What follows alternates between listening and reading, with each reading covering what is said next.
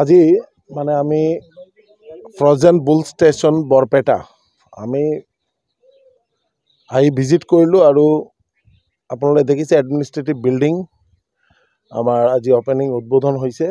আৰু ইয়াত যাতে আৰু ভালকৈ যাতে আমাৰ কামবোৰ চলি থাকে তাৰ কাৰণে আমি অলপ বুজ লৈছোঁ আৰু মাননীয় মুখ্যমন্ত্ৰী ডক্টৰ হিমন্ত বিশ্ব শৰ্মা মহোদয়ৰ নেতৃত্বত যে আমাৰ গাখীৰ উৎপাদনৰ ক্ষেত্ৰত যাতে অসম এটা স্থান ল'ব পাৰে 2027 ভিতৰত এটা আমাৰ টাৰ্গেট ফিক্স আছে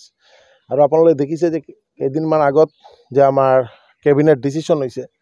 যে বজালি বা বৃহত্তৰ এই বৰপেটা এলেকাত এটা 1 লাখ লিটাৰ মানে গাখীৰ যাতে তাতে হয় তাৰ কাৰণে আমাৰ 1 লাখ লিটাৰ গাখীৰ যেটো উৎপাদনৰ ক্ষেত্ৰত যাতে আৰু ভাল এটা স্তৰত লৈ যাব পৰা হয় তাৰ কাৰণে আমাৰ মাননীয় মুখ্যমন্ত্ৰী মহোদয়ৰ নিৰ্দেশ যেটো যে এই সেক্টৰ গোটেই অসমৰ মাজত আমি 2027 ভিতৰত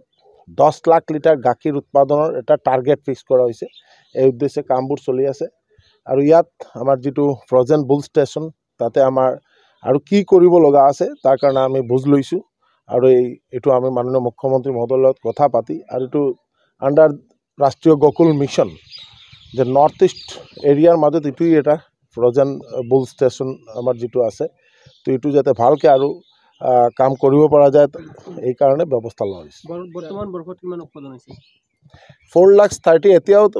কমপ্লিট হোৱা নাই কিন্তু আমাৰ টাৰ্গেট ফিক্স কৰা আছে যাতে 6 লাখ যাতে আমি ইয়াৰ পৰা উৎপাদন কৰিব পৰা যায় কিন্তু এতিয়ালৈকে 4,30,000 এচিভ কৰিছে আৰু আমি আশা ৰাখিছোঁ যে 6 লাখ অভাৰ মানে এবাভ হ'ব আৰু আমাৰ টাৰ্গেট আছে 12 লাখ পাৰ ইয়াৰ যাতে আমি ইয়াৰ পৰা আমি চিমেণ্ট প্ৰডাকশ্যন কৰিব পৰা ব্যৱস্থাত যাতে যাব পাৰে তাৰ কাৰণে আমাৰ কেইটামান ছাপোৰ্ট লাগিব এই ছাপোৰ্টৰ কাৰণে আমি অধ্যয়ন কৰি এইটো মুখ্যমন্ত্ৰী মহোদয়ৰ লগত কথা পাতি আমি কেনেকুৱা কৰা যায় তাৰ ব্যৱস্থা হাতত ল'ম এটা অভিযোগ আছে ইয়াত ঠিকাভিত্তিক 166 জন কৰ্মচাৰী ফাৰ্ম হেণ্ডল তেওঁলোকে এতিয়ালৈকে 10 মাহ ধৰি